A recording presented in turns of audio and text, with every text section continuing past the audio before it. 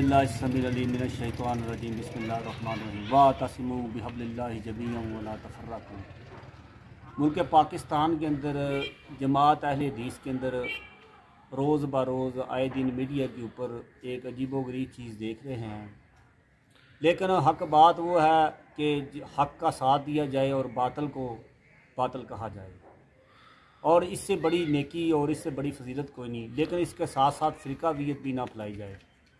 असल मामला है जनाब,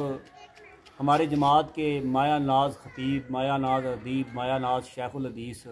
माया नाज मुनाज़िर इस्लाम जनाब हाफ़िज़ उमर सिद्दीक़ मद्ददल्लाहु ताला अली, अल्लाह ताला इनकी हिफाज़त फरमाए।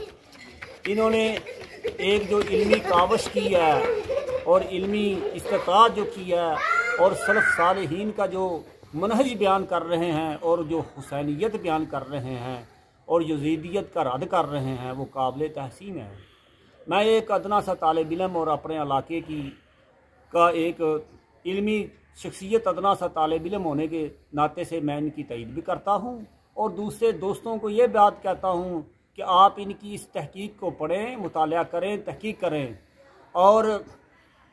इसका हक का साथ दें, लेकिन कतई नज़र अपनी जमात के अंदर फ़िरकावियत की कोई फ़ज़ा पैदा ना करें और ना ही होने दें।